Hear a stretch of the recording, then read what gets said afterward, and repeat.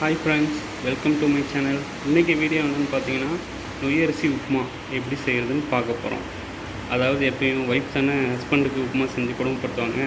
இன்றைக்கி நான் உப்புமா செஞ்சு என் ஒய்ஃபை கொடுமைப்படுத்த போகிறேன். வாங்க வீடியோக்குள்ளே போகலாம். ஃபஸ்ட்டு வானலில் சூடான உடனே ஃபஸ்ட்டு எண்ணெயை ஊற்றிக்கலாம்.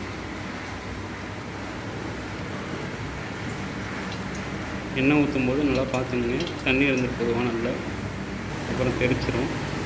எண்ணெய் காய்ஞ்சதுக்கப்புறம் கடுகு போட்டுக்கலாம். கடுகு பொரிஞ்ச உடனே கடலைப்பயிறு போட்டுக்கலாம். கடலைப்பயிறு லைட்டாக கிளறி விட்டுட்டு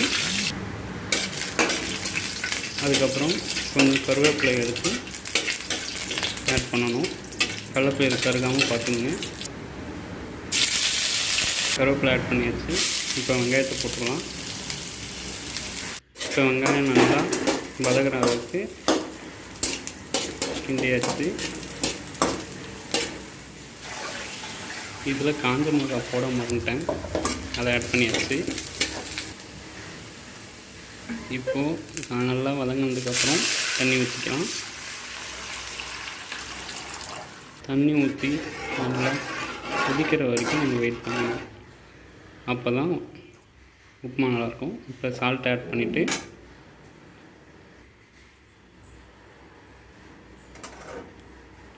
இப்போ கொதி வர வரைக்கும் வெயிட் பண்ணுவோம். இப்போது கொதிக்க ஆரம்பிச்சிடுச்சு. ஸோ நம்ம அரிசியை ஆட் பண்ணலாம். அரிசி நல்லா ஊற வச்சு எடுத்துங்க.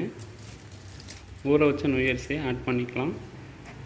ஆட் பண்ணிக்கிட்டு தொடர்ந்து நம்ம கிண்டிக்கிட்டே இருக்கணும். அடிபிடிக்காமல் பார்த்துக்கணும். தண்ணி பத்தலைன்னா கொஞ்சம் ஆட் பண்ணி நம்ம கிண்டிக்கலாம். இப்போ ஓரளவுக்கு வெந்துடுச்சு.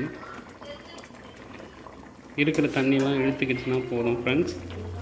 அதுக்கப்புறம் நம்ம ஸ்டாப் பண்ணிக்கலாம். யூஸ்வலாக என்னென்னா, நானுமே கடலைப்பயிரை கருக விட்டுட்டேன். அந்த கருகின கடலைப்பயிரை காமிக்கிறேன் பாருங்கள். இதுதான். ஆனால் உப்புமா நல்லாவே வந்துடுச்சு. ஓகே ஃப்ரெண்ட்ஸ், பாய்.